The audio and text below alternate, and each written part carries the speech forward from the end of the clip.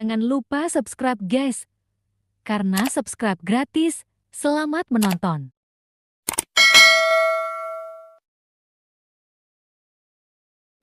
Assalamualaikum warahmatullahi wabarakatuh. Bismillahirrahmanirrahim. Nahmaduka ya ghafuru ya syakuru wa salli wa sallim barik ala sayyidina Maulana Muhammad wa ala alihi wa sahbihi asma'in nama ba'du. Teng ngerso para keluarga besar Kiai Haji Akil Sirot wabil khusus teng wau niki pernah paman kalian kula. Dados gadah otoritas meksa. Tapi itu saya keren yang bihan malah pernah mbah gitu. Nggih pernah mbah nggih putrine guru kula niku dimanfaatno beliau kayak gitu. Nggih sedanten para habaib wonten Mas Arif Kapolres sedanten ingkang kula hormati. Niki paling kula ngisi nampung 20 menit niku mun top niku mun. Dados katanya niku ahlul ilmi dihormati tapi nyatane dipeksa. Terus memang banyak paradok dalam ilmu usul fikih. Ilmu usul fikih itu ilmu yang menjadikan orang itu bisa berpikir. Gitu. Kalau tak cerita tentang pertama tentang Kiai Akil sing al-ma'ruf bi ahli nahwi. Nahwu riyen di era dulu itu dadekno tiyang dadi wali. Sampai disebut hatta nahat qulubuhum li nahwihi famin azimi sya'nihi lam tahwihi. Tetes orang-orang baik niku ketika wusul teng pangeran nyebut Allah la ilaha illallah mboten saged. Sagete namung nyebut dhamir sa'an niki niku hu.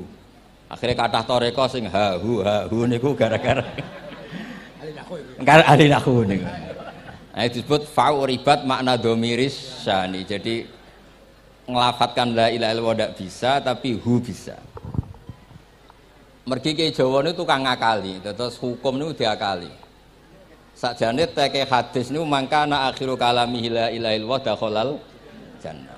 Tapi ada kekhawatiran pas la ilaha mati. Lah la ilaha mati ra radi kaya ateis. Ora ana pangeran maujud mati. Sampeyan kan gak iso janjian mbek Israil. Kan mboten saged weanan, mboten saged kong kali kong. Nah, daripada la ilaha niku resiko karena takut mati pas la ilaha dereng illallah terus Kiai Jawa mulai nalkin ngangge Allah. Tapi Allah sarasan itu tidak mewakili la ilaha illallah. Akhirnya diambil dhamir sa'an fa'alam annahu la ilaha illallah. Niku asal usulnya. Cuma kebetulan thariqah kita tidak jalur itu, tidak jalur yang lewat dhamir napa? Sa'an. Tapi sementing tadi dawuhe Kiai Mustafa, sementing kita tahu secara ilmu. Terus nomor kali cerita uzlah wow. Kalau memang benar-benar uzlah. Terus kalau ini diundang acara-acara publik kemarin Habib Jimdan gitu, hanya di halaqah ilmiah. Kemarin terakhir beliau ngerayu ini jari marrotan wahidah. Ini saya pegang. Dan itu dicatat di Loh Mahfud.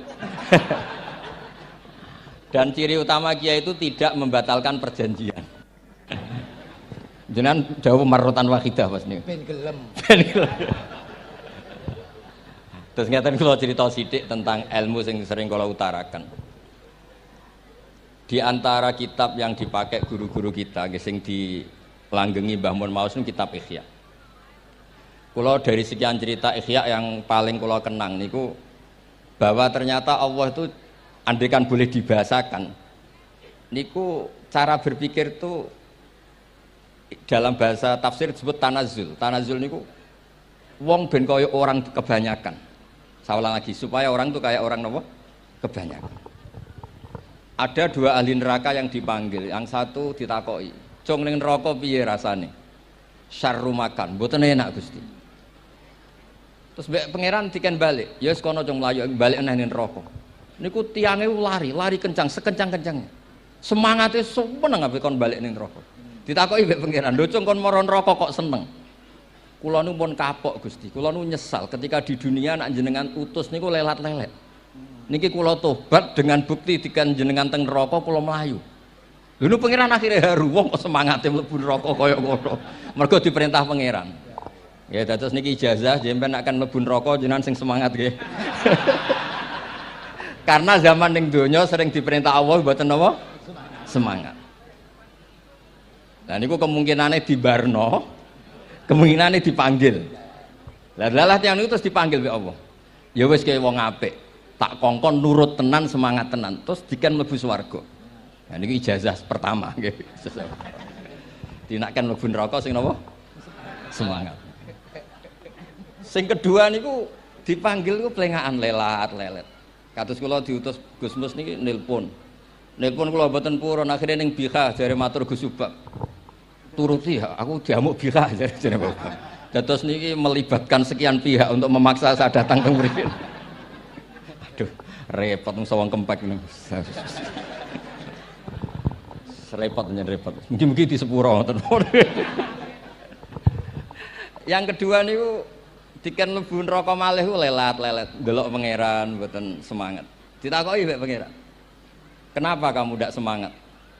Saya itu tidak pernah ngira jenengan yang baik sudah masukkan saya ke surga, kemudian jenengan nyuruh lagi saya ke neraka. Saya tidak pernah mengira engkau itu seperti itu. Terus Allah nggih, ana indadzoni abdibi. Ya ora apa-apa, swarga ya swarga. Ini dua ijazah untuk sampean supaya bisa masuk napa? Swarga. Terus kita tidak pernah tahu napa Gustofa ngundang kula nyenengno wong akeh ganjaran, napa meksa wong alim dosa, bener ngerti kula carane. Karena dalam ilmu usul fikih, kembali ke usul fikih, kula nu gak ada khazanah kathah tentang debate pangeran kalian nabine. Kathah, mboten satu dua contoh di beberapa kitab tafsir. Suatu saat kula sering cerita niki, suatu saat Khalilur Rahman Ibrahim itu kedatangan Israel. Kamu mau apa? Mau matikan jenengan? Kata Nabi Ibrahim, harro'aital khalil yumitu khalilah. Mosok aku kekasih pangeran dipateni, mosok orang yang dicintai membunuh yang dicintai. Orang yang mencintai seseorang kemudian membunuh yang dicintai. Tidak ada itu. Akhirnya Israel matur teng pangeran.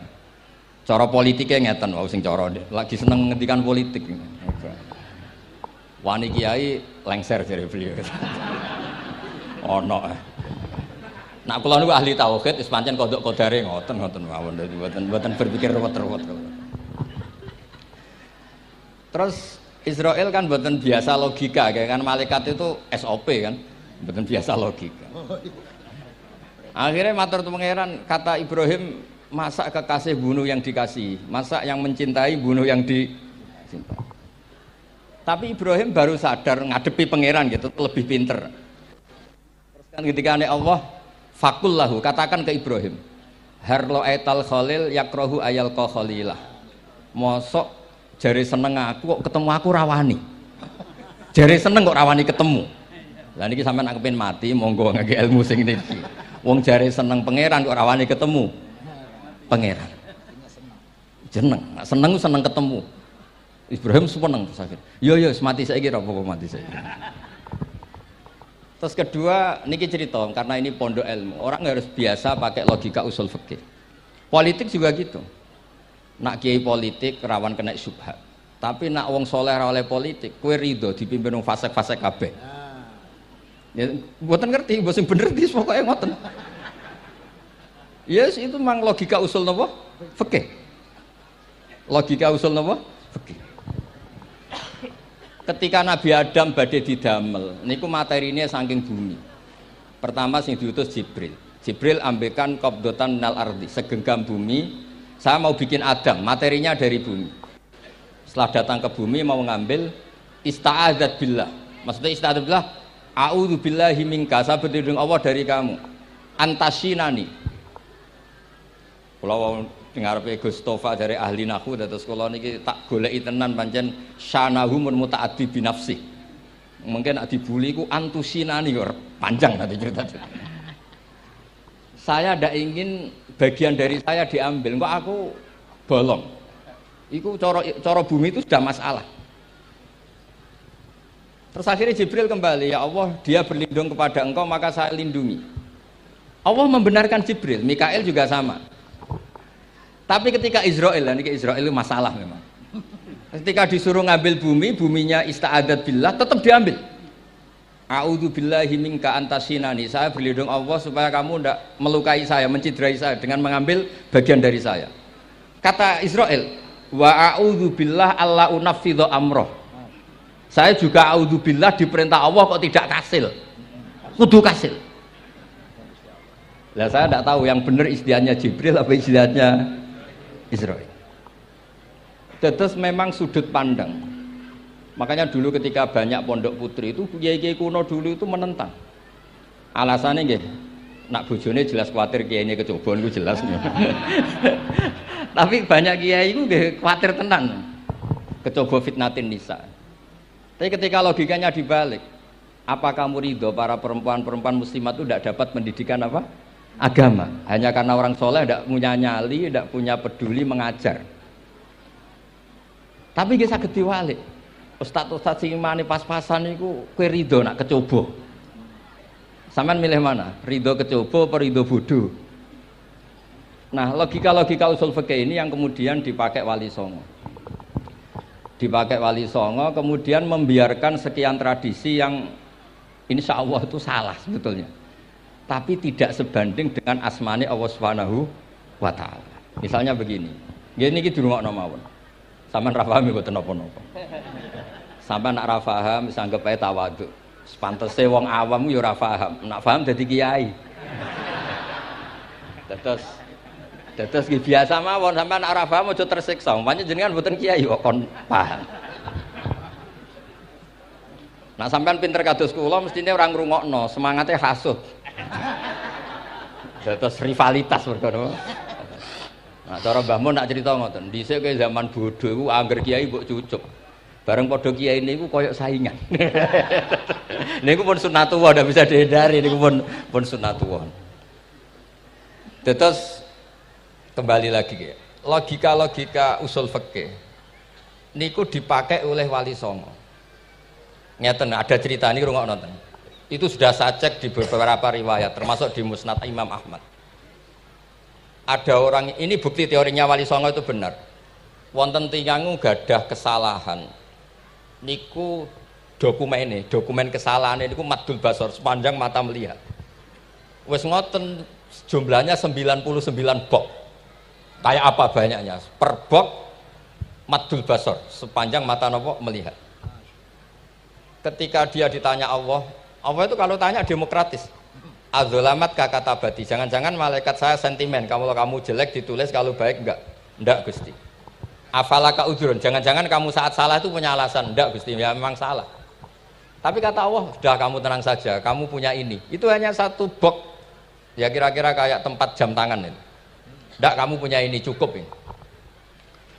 Terus malaikat tanya, ya Allah, apa artinya, apa ngefek itu kalau ditimbang dengan kejelekan sebanyak itu dengan satu box jam. Orang ini juga bilang, Gusti sudah ada usah ditimbang, nggak ngefek itu pasti kalah. Tapi setelah ditimbang menang yang satu box kecil tadi. Karena di situ ada la ilaha illallah Muhammadur Rasulullah. Jadi malaikat diancam sama Allah, kamu berani tidak mempertimbangkan nama saya? Apapun banyaknya box itu dosa itu tidak saya. Kalau ini la ilaha illallah itu nama saya. Kamu berani tidak mempertimbangkan nama saya? Ya tidak berani Gusti, ya harus dimenangkan. Nah itu. Semalahnya kok pengajian ini ya ono ikhtilatur rijal wan nisa, tapi baru kayak ngaji di sepuro. Ya aja muni halal tapi ya aja muni terus gak ono faedahe. Di sepuro insyaallah. Karena kalau nuruti harus steril halal itu kayaknya tidak bisa. Terus di situ ditutup fala yaskulu ma asmillahi taala syai'un. Dibanding asmane Allah taala sesuatu itu tidak ada nilainya. Pasti menang Allah taala. Sehingga banyak ulama ngendikan kowe nak bar dosa, bar salah maca iki. Dan kalau Anda dosa misalnya catatannya satu box terus di bawah ada astagfirullah, malaikat ditanya sama Allah, kamu berani tidak mempertimbangkan nama saya disebut di situ? Nah, saya ini ribuan orang yang ngundang, saya berani mengabaikan. Bareng ono wong ngaku mbah, ya mbah tenan wae. Ya terus ngoten. Kowe wani gak mempertimbangkan Gustofa sing mantune Mbah Maimun. Ya. Semoga cara pandang malaikat nanti seperti itu. Tapi nanti kalau malaikat cara pandang, mbah kok tukang mekso putu. Itu mbah model opo. Nah, saya ini sudah ngalah satu kali. Berikutnya logika kedua yang insya Allah terbangun di kalangan malaikat, yaitu mbah ora oleh maksa napa? Putu. Ning dinggon mbah yang baik putune dolanan di barno. Ini ora. Putu lagi asik-asik dolanan. Rene. Kon nyapu. Nah, itu udah jenis mbah yang baik. Lantas kula suwun lah ngaji usul fikih yang serius karena itu menjadikan kita bermartabat.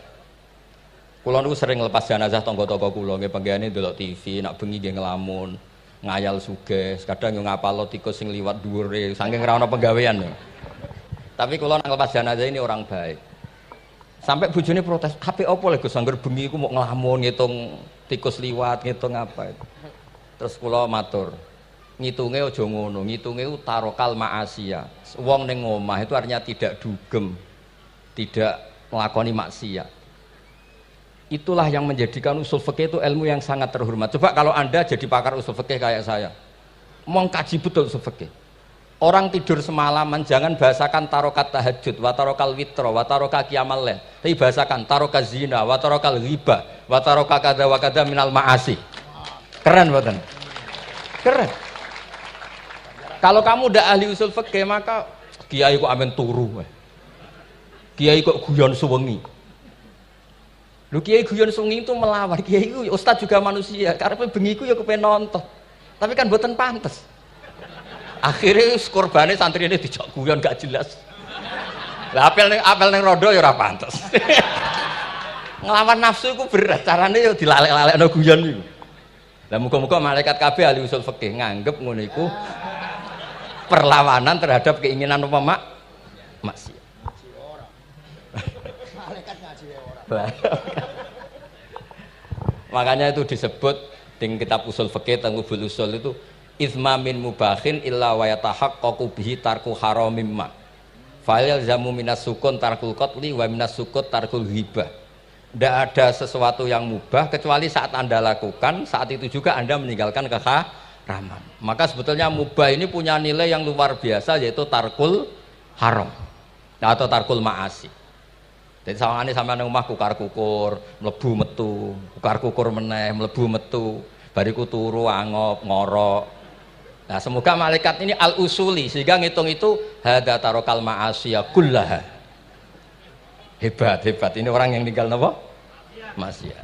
Tapi nak malaikat itu jenis rada ekstrim. Alumni kempek suwengi ra tahajud ora witir ku alumni opo? Mulane kalau niku ngaji usul fikih terus supaya diperdengarkan ke malaikat. Supaya teorinya pakai usul napa? Fikih. Jadi kalau melihat kita melakukan mubah niku dihitung tarkul napa? Ma'as. Nah, ini pentingnya ngaji. Kula nate ditanya sama seorang dosen, Gus, masa iya Quran yang katanya mutu semutu-mutunya kemudian ada ayat kulu washrobu, mosok urusan mangan gak usah disuruh orang juga makan, terus kualitasnya kulu washrobu itu di mana? Terus kalau jawab, terus sorokan yang penting wopo, rapat utawa seminar. Ndak ada rapat, ndak ada seminar itu kamu ndak mati, tapi kalau nggak makan itu mati. Penting mana?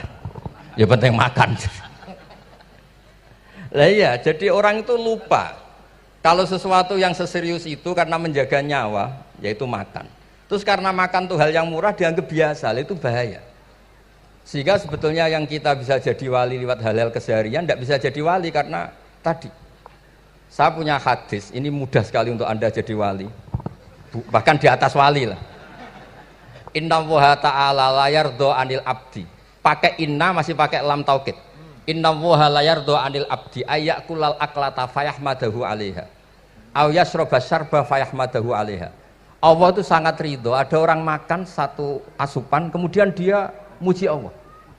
Loh, orang tidak punya alpat itu tidak mati, tidak punya tanah ribuan hektar itu tidak mati. Tapi kalau nggak makan sesuap nasi mati. Penting mana? Penting makan. Tapi gara-gara kamu tamak untuk syukur nunggu punya alpat, untuk syukur nunggu punya tanah banyak. Anda ini bodoh. Mau syukur saja syaratnya kok banyak. Jadi sebetulnya kalau kita mau jadi wali itu cukup setiap makan itu kamu syukur. Fayahmadahu alaiha. Au yasroba syarba fayahmadahu alaiha. Makanya wali-wali dulu kalau didik raja yang sedang berkuasa itu ditanya, kamu raja besar, punya pengaruh besar. Andaikan kamu di padang pasir dan kemudian Anda tidak mendapatkan air sama sekali. Apakah kamu menggantikan kerajaan kamu demi beli satu seteguk air? Iya, akan saya beli karena saya kalau tidak minum mati. La tafrah bimulkin la yusawi jar'atamain. Kamu jangan bangga dengan sistem kekuasaan yang tidak senilai dengan seteguk air. Orang nggak jadi raja itu nggak mati, tapi kalau nggak minum mati. Terus akhirnya dosen itu tahu, wah berarti kuluwas robu itu luar biasa Gus, ya, sangat luar biasa. Makan dan minum itu luar biasa. Makanya terus ada kiai mertamu mangan. Kalau tadi baru datang kon mangan, di sini ya ada mangan. Ya saya anggap aja itu proses jadi wali ngoten mawon. Jadi segampang itu jadi wali. Nah kemudian gara-gara torekoh terus jadi wali ku repot kon maca 10.000 wiridan kon opo.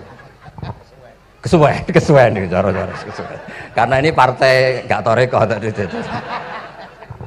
Dulu abahnya Mbah Maimun Mbah Zubair itu kalau disuruh wiridan lama-lama itu nggak mau. Sementing diridani pangeran, maca kok akeh-akeh. Nah, itu partainya partai ahlul ilmi. Ya partainya partai ahlul apa? Ilmi. Nah kemudian karena saya ini nekuni tafsir ya, itu saya kepengen ya, menggerakkan supaya ilmu Quran itu menarik. Caranya apa? Cari sisi ekstrimnya. Kalau bolak-balik, kenapa sih orang nggak janggal? Nggak janggal itu udah iskal. Quran itu kan kalamu Allah. Saya lagi Quran itu kalamu Allah. Masa iya Allah yang Tuhan kemudian ngendikan iya kana butuh iya kanas tai. Kepadamu aku menyembah. Masa Allah ngendikan gitu pada kekasihnya Nabi Muhammad. Padahal Allah itu al-ma'bud bukan abid. Allah yang disembah bukan yang menyembah. Semua ahli tafsir, saya bukan bilang sebagian, semua ahli tafsir pasti ngendikan begini. Wa yuqaddaru qabla qaulihi ta'ala iyyaka na'budu qulu. Sebelum iyyaka na'budu itu ada kata yang disimpan yaitu qulu. Jadi iyyaka na'budu itu betul ngendikannya Allah, cuma sudah dikasihkan Jibril kepada umatnya Rasulullah. Jadi Jibril bilang gini ke Rasulullah Muhammad, Muhammad qul iyyaka na'budu. Kemudian Nabi juga bilang ke umatnya qulu iyyaka na'budu. Jadi ini kalam Allah yang sudah milik kita. Nah berhubung milik kita, kita sah mengatakan iya karena kalau tidak janggal, masa iya Allah berdoa ihdinas siratal mustaqim, tunjukkan kami jalan yang benar. Lalu kalau ihdinas siratal mustaqim kalam Allah berarti kan Allah yang berdoa.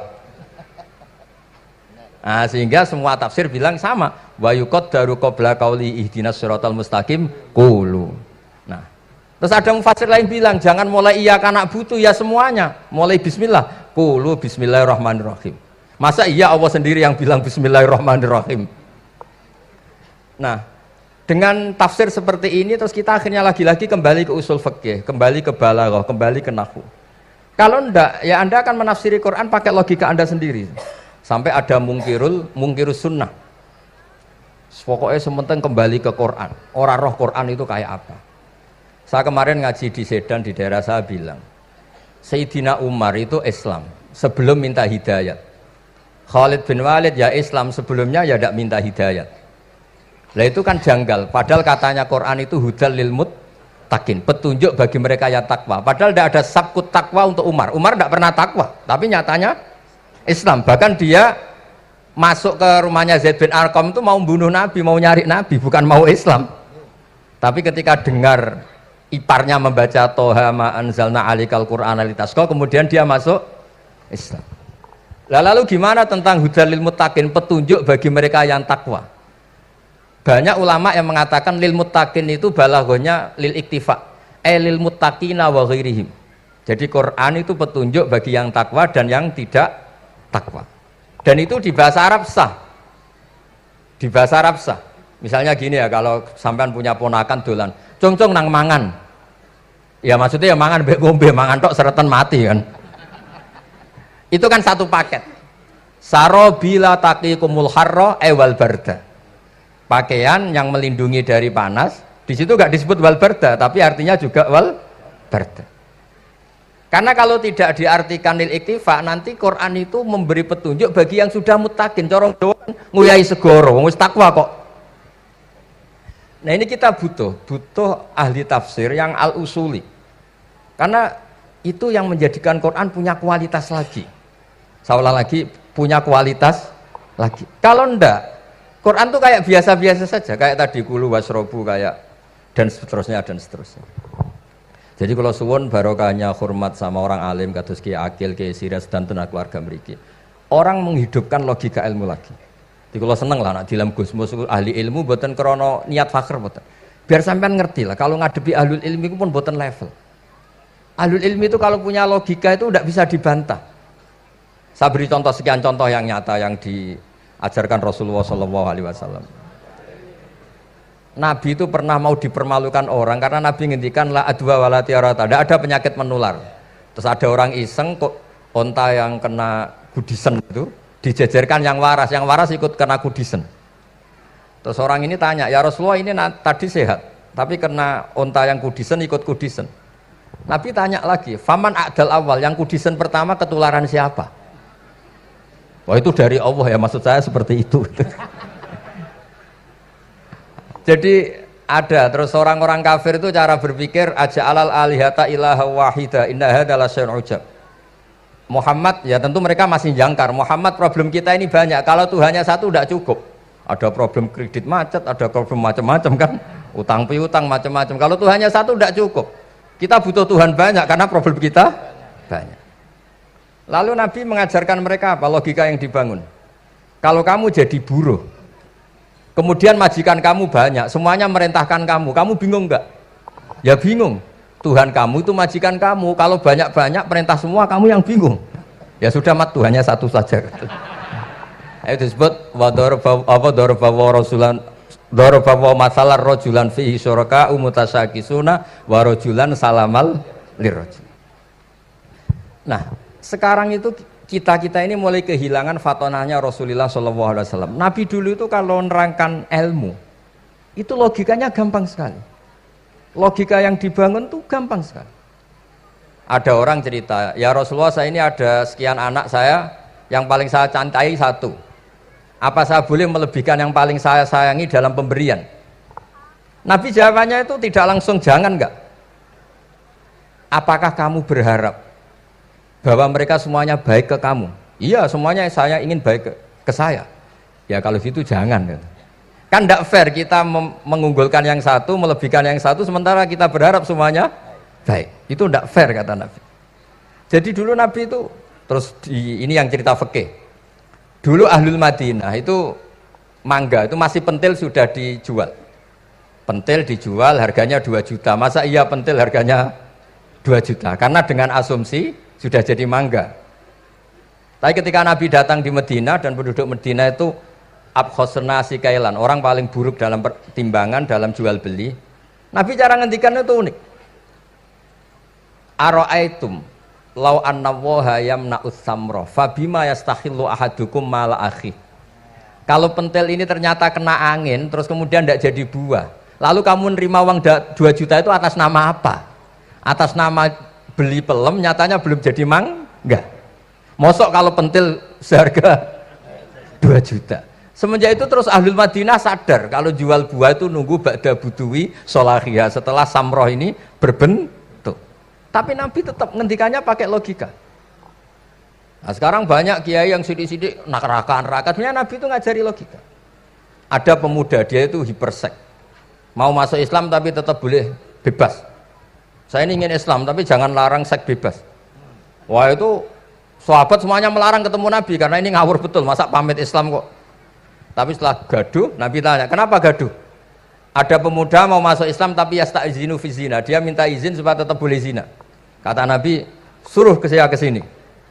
Setelah datang di depan Rasulullah, logika yang dibangun Nabi itu luar biasa. Atuhibbuhu li bintik.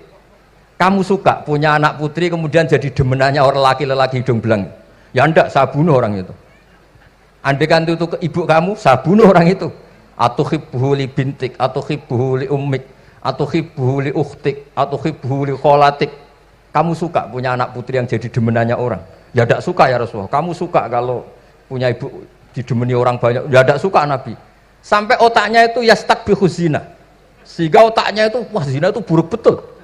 Akhirnya ya Rasulullah sudah, saya mau se-Islam tanpa zina-zina. Karena logika yang dibangun Nabi itu luar biasa. Nabi pertama mengingatkan, atuhibbuhu li bintik, atuhibbuhu li ummik, atuhibbuhu li ukhtik, atuhibbuhu li kholatik. Sampai dia ini nggak bisa apa-apa. Sudah Nabi, sudah. Jadi logika ini yang harus kita waris. Lagi-lagi kembali yang bisa waris itu ahlul ilm. Sama itu kan kayak diskusinya Nabi Yahya dan Nabi Isa. Nabi Yahya itu suka berkawan orang-orang soleh. Setiap berkunjung di mana itu nyari yang orang-orang soleh. Ditanya kenapa kamu berkawan orang soleh? Ya berkawan orang soleh itu asik. Tapi kalau Nabi Isa enggak. Kalau ada desa-desa yang masih hitam, masih merah itu dikunjungi, kemudian dibina. Ditanya sama Nabi Yahya, lima anda tanzilu ala syirarin nas. Kok kamu kumpul orang-orang yang kayak gitu? Jawabnya beliau, innama ana tabibun udawil mardo. Di mana-mana Nabi itu ya dokter. Di mana-mana dokter nyembuhkan yang sakit. Jadi dulu logika kebalikan itu dibangun, sehingga dulu ulama khilaf itu ikhtilaful a'immah apa? Rahmah. Masyhur itu. Saya sering cerita dan itu ada di kitab Khilyatul Auliya. Nabi Yahya itu lebih ceria. Nabi Isa itu agak sering cemburut. Atau kebalikannya, pokoknya yang satu tuh mali aro ka'abisan. Ka'annaka taqnatu mir rahmatillah. Kamu kok sering cemburut, seakan-akan rahmat Allah itu terbatas, wong kok ra iso syukur. Yang satu gojlok, mali aroka dohikan ka'annaka ta'manu mim makrillah. Kowe kok guya-guyu, kok is bebas kon neraka wae gitu. Nah, sehingga ya itu tadi sudut pandang. Makanya saya sering cerita dulu kalau Said Abdul Al-Haddad itu tanya, "Cung kowe ngaji sapa?" Ngaji si A. Kiaimu tahu nangis? Ndak. Ojo ngaji, kiaimu ati atos, kiai kok ora iso nangis. Tapi kalau Abdul Hasan Asadili kebalikan, cung kowe ngaji sapa? Ngaji si A. Kiaimu tahu guyu nak ngaji, mboten nate. Ora usah ngaji wong ora iso syukur. Jadi nah itu yang akhirnya menjadi keseimbangan khaufau wa tama. Ada khauf, ada apa? Roja. Sehingga karena sudut pandang itu nggak bisa dihilangkan, sawalangnya nggak bisa dihilangkan. Ini yang sering diceritakan Ki Said, kakaknya ini. Dulu Muhammad bin Hasan Asy'ibani, Imam Syafi'i itu lama sekali beliau jadi ulama top yang suka fikir. Dianggap fikir itu aman, ngeringankan hisab. Enggak jenengan fikir yang dihisab malaikat apanya kan? Kan nggak bisa ngisab jenengan. Apa saja tidak punya. Punyanya problem. Nah, setelah ngaji sama Imam Malik, Imam Syafi'i tanya, yang ilmunya setingkat jenengan siapa? Kata Imam Malik, sebetulnya Abu Hanifah, tapi orangnya sudah meninggal. Tapi ada muridnya, namanya Muhammad bin Hasan Asy'ibani. Kamu ke sana, dari Madinah ke Irak. Dulu tempatnya di Baghdad. Setelah di Irak, Muhammad bin Hasan Asy'ibani itu kalau ngitung uang tuh di meja. Emasnya itu banyak, uangnya banyak. Dia hitung di meja. Malah kaget. Saya ini gedeng kiai, kedunyan ini ketemu kiai, kedunyan. Ya, karena Muhammad bin Hasan Asy'ibani itu wali, kamu tanya, kamu heran ya ada kiai kaya? Iya. Ya sudah, kekayaan ini kasihkan orang fasik, biar dipakai demenan, dipakai mabuk, dipakai ini. Terus, ya jangan, kalau kena orang fasik bahaya, jenengan saja. Semenjak itu Imam Syafi'i mulai rodok seneng duit. Jadi ada ceritanya, kok diangen-angen, nah terus keterusan umatnya kayak gini-gini itu. Jadi ini cerita nopo istihad apa? Cerita nopo istihad. Sama pangkat juga sama. Gue seneng nak wong soleh-soleh tidak ikut ngurus negara ini. Mau dikemanakan negara ini. Tapi ada yang berpikir, gue seneng nak wong soleh terkontaminasi. Ya sudah monggo. Sing ora payu jabat, nggih berpikir zuhud. Sing payu ya berpikir politik. Yang penting semuanya itu berdasar ilmu. Yang penting itu semuanya berdasar apa? Ilmu. Karena ilmu ini basis yang paling diridani Allah Subhanahu wa ta'ala. Masyhur itu di Ihya sering diceritakan Imam Ghazali, ana alim uhibbu kulla alim. Kata Allah, saya ini alim dan sangat mencintai orang alim. Karena orang alim ini yang tahu perspektif. Orang yang enggak, yang ngiranya, saya ulang lagi, yang ngiranya itu enggak ilmiah. Di depan orang alim itu sangat-sangat apa? Ilmiah. Yaitu tadi misalnya ada ayat wa min ayatihi manamukum bil laili wan nahar. Masa iya tidur yang ngorok semua turunnya secara jelas kok jadi wamin ayati. Tanyakan ahli medis, sistem tubuh kita kalau nggak tidur tuh kayak apa rusaknya? Dan toat pas-pasan ini satu-satunya solusi yo turu. bengi ngempet kepen delok dangdut, delok dugem. Bareng turu jebule esuk wis bar, alhamdulillah. Cara melek iman kamu seberapa?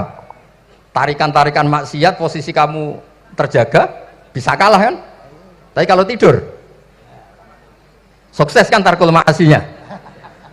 Nah, karena tidur itu sukses menghilangkan maksiat disebut wa min ayatihi manamukum billaili wan nahar. Sampai Imam Ghazali ngendikan di makalah itu sehingga nanti ibadahnya umat ini di akhir zaman an-naumu, ibadah terbaiknya itu tidur.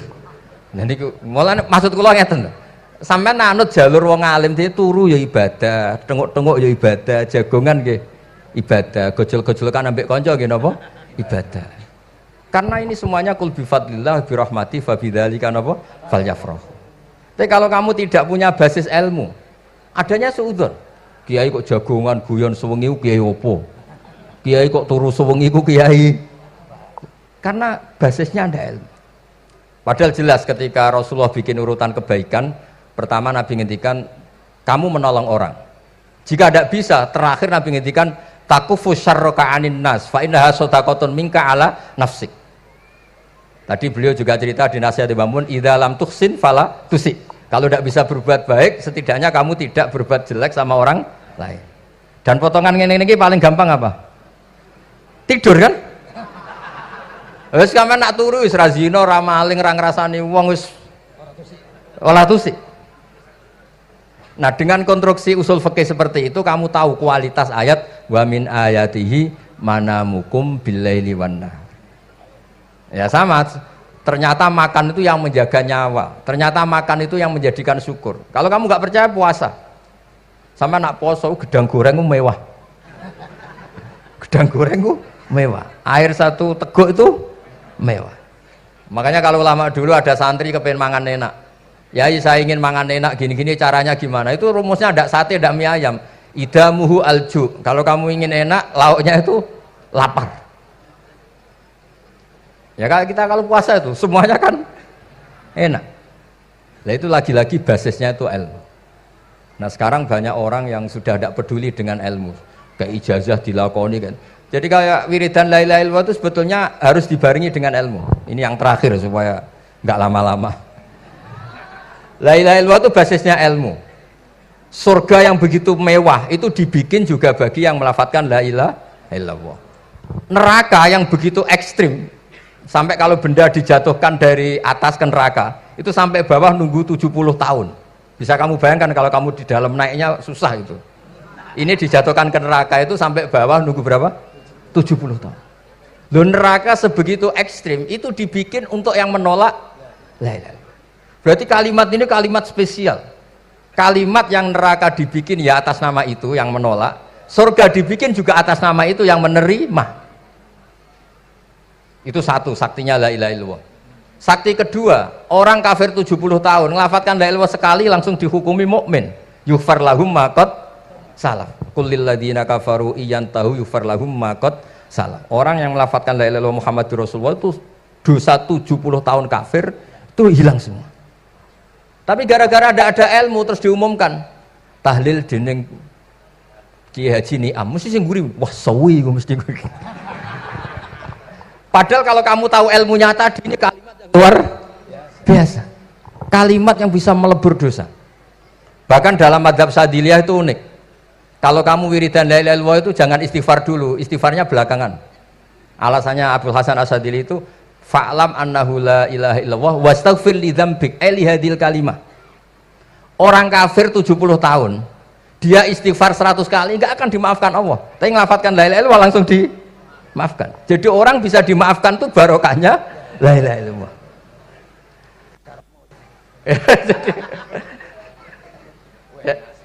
Ya kan? Jadi orang kafir 70 tahun wirid istighfar 100 kali atau 1000 kali dimaafkan enggak? Enggak kan? Tapi kalau membaca la ilaha illallah dimaafkan. Jadi istighfar tuh ngefek positif itu kalau dibarengi la ilaha illallah. Makanya wastaghfir li dzambika bihadil kalimah cara Abdul Hasan. Kamu boleh istighfar berdasar hadhil kalimah, berdasar la ilaha illallah. Tapi terus kemudian ya thariqah itu banyak, itu urusan rasa. Justru karena la ilaha illallah kalimat thayyibah, harus disucikan dulu. Caranya istighfar dulu. Nah itu urusan monggo lah. Tapi apapun itu basisnya harus napa? Ilmu. Basisnya harus ilmu. Jangan malah sentimen. Wong di kuburan wiridan la ilaha dihukumi kafir. Nah, itu kan aneh. Wong kalimat ini yang kafir saja menjadi muslim, sekarang yang muslim menjadi kafir. Itu paham kok seaneh itu gitu kan. Ya karena basisnya ada ilmu tadi. Coba kalau basisnya ilmu. Itu kan aneh betul. Hadil kalimah kalimatun soro bihal kafiru musliman. Fakaifa sorol muslimu bidzalika kafiron. Ini kalimat yang kafir saja menjadi muslim. Masa dengan kalimat yang sama yang muslim menjadi aneh gak? Aneh. Jadi kalau suwon pokoknya basis ilmu harus sekuat-kuat. Caranya gini nagih kiai kon sregep mulang ojo politik terus. Tapi politik ke bagian dari ilmu. Wis ra iso diterangno. Ya ngoten mawon. Assalamualaikum warahmatullahi wabarakatuh.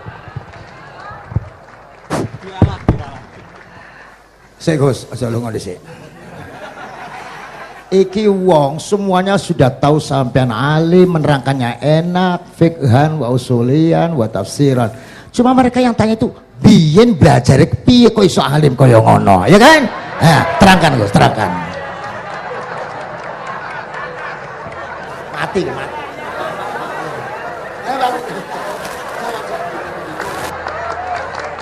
Setuju kan, setuju? Asal dakaik.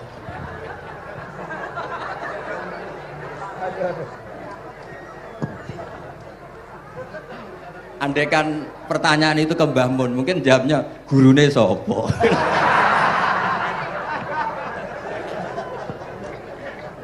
Tapi mungkin kalau ke mbah-mbah saya ya juga babanya nih Biha juga Mbak Abdul Aziz, mungkin putuku. Tapi kalau saya ingin cerita tentang saya paling ya, aku sregep. Yang jelas tuh dari kafadlu yuti apa? Mayas. Tapi gini, kalau ini menghormati bahasa saya ini, kalau ijazah begini, dulu Mbak Mun tuh sering cerita, juga bahasa kena kepengen ngalim, ku sinau sedurunge ngaji.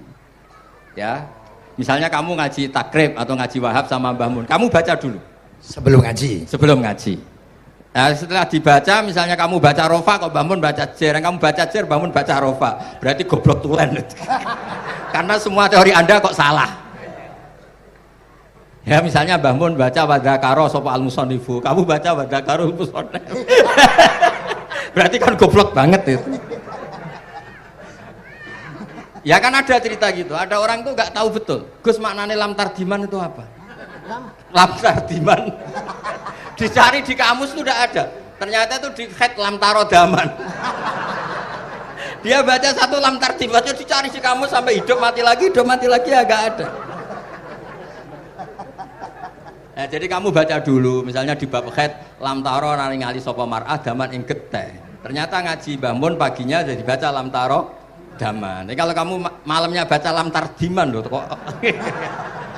Jadi itu kata Dewi Mbah Mun mergo sorokan kabeh santriku ora mungkin. Carane ngecek kebenaran Anda itu maca sik.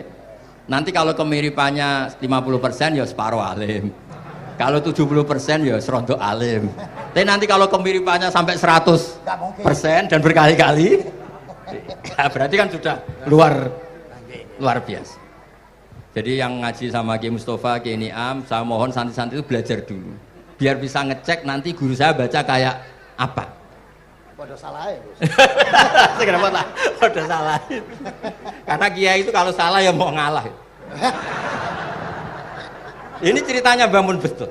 Ada kiai nggak tahu apa kakean mergawe kakean politik nggak tahu. Wal babi lan walang. Terus ada santri, kalau gak ada makna kok lawang. Ya walang sing lawang cung. Mau ngalah. Terus watini lan wit alu. Gurune maca alu. Kalau gak ada makna kok elo. Lah ya wit telu kena gua alu. Tapi saya menangi kiai itu kalah sama santri itu. Saroko nyolong sapa wong albedo tangi anduk. Terus gurunya kaget. Cung kok anduk, cung. Bareng didelok endok. Karena kalau pegon kan anduk sama endok itu padha wae. Ini ada padha. Tapi kiainya akhirnya kalah. Memangnya nyolong anduk boleh? Yo ora dong, yo haram, yo padha ae kalau gitu nyolong. Nyolong endok ya haram, nyolong anduk haram. Lo cerita itu masyhur itu. Kalau cerita yang terkenal di Lirboyo itu kan ada santri dari Jakarta di kelas. Gurunya bilang Ja'a Zaidun, Zaid datang. Waro'a itu Zaidan, saya melihat. Si murid ini itu melihat pintu terus. Lama-lama gurunya itu tersinggung. Kamu diajari pelengahan nggak sopan. Habis Ustadz bohong. Lah kenapa bohong? Katanya Ja'a Zaidun, Ro'a itu Zaidan. Zaidnya mana?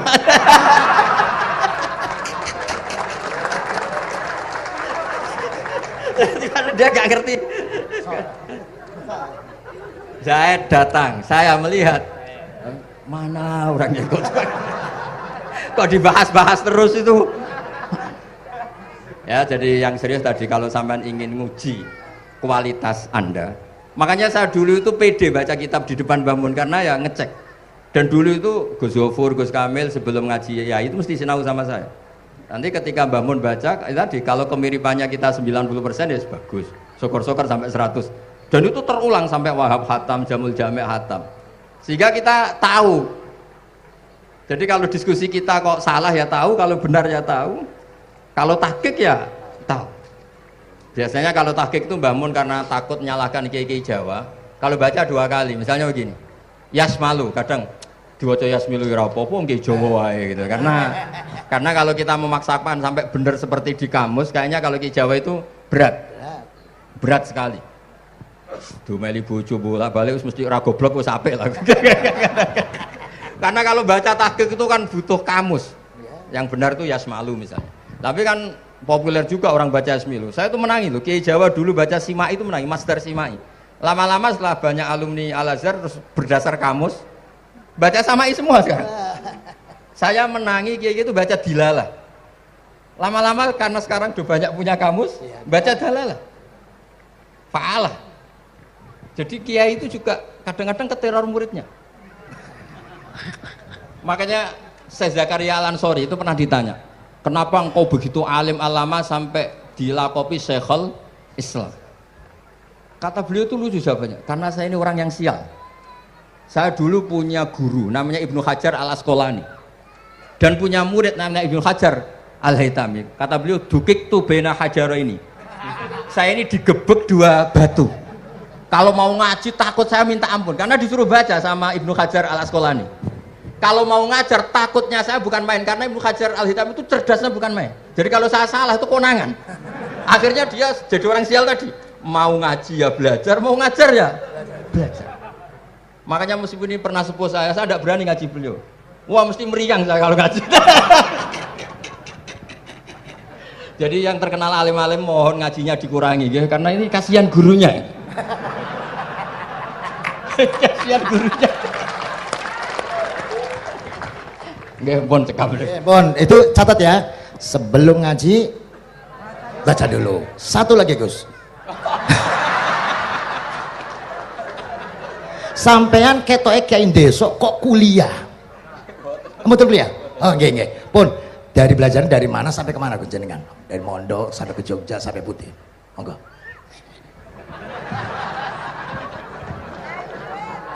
Ini karena sesuai kontrak, nggak boleh nyulayani janji sekali aja